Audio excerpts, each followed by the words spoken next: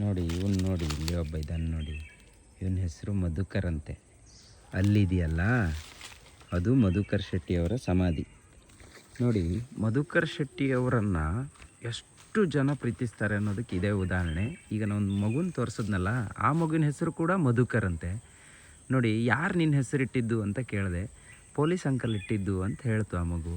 ಮಧುಕರ್ ಶೆಟ್ಟಿಯವರು ಆಡಳಿತದಲ್ಲಿ ಇದ್ದಾಗ ಒಂದು ಊರಲ್ಲಿ ಜನ ಮನೆಗಳನ್ನೆಲ್ಲ ಕಳ್ಕೊಂಡಾಗ ಆ ಮನೆಗಳನ್ನು ಮತ್ತೆ ಹಿಂದಿರುಗಿಸಿದ್ರಂತೆ.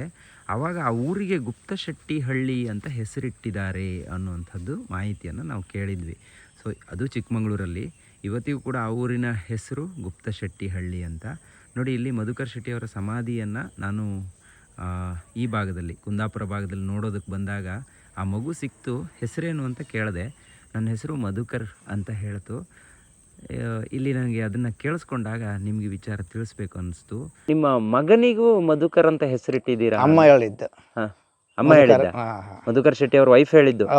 ಹೇಳಿದ್ದು. ಓಕೆ, ಅವನ ಹೆಸರು ಮಧುಕರ್.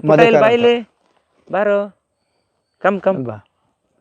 ನೋಡಿ, ಇವನ ಹೆಸರು ಕೂಡ ಮಧುಕರ್ ಅಂತೆ. ನೋಡಿ, ಮೇಡಮ್ ಹೇಳಿದ್ದಂತೆ. ವಾವ್, ಅವ್ರ ನೆನಪಿಗೋಸ್ಕರ ಇರಬೇಕು. ಗ್ರೇಟ್.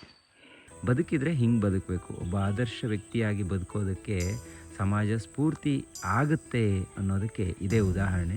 ಒಬ್ಬ ಆದರ್ಶ ವ್ಯಕ್ತಿ ಆದ ನಂತರದಲ್ಲಿ ಆತನನ್ನು ಸ್ಫೂರ್ತಿಯಾಗಿ ಹೆತ್ತವರು ತಗೊಂಡು ಮಗುವಿಗೂ ಕೂಡ ಅದೇ ಹೆಸರನ್ನು ಇಟ್ಟಿರೋದು ನಿಜಕ್ಕೂ ಖುಷಿ ಆಗುತ್ತೆ. ನೀವು ನೋಡ್ತಾ ಇದ್ದೀರಲ್ಲ, ಇದೇ ಮಧುಕರ್ ಶೆಟ್ಟಿಯವರ ಸಮಾಧಿ.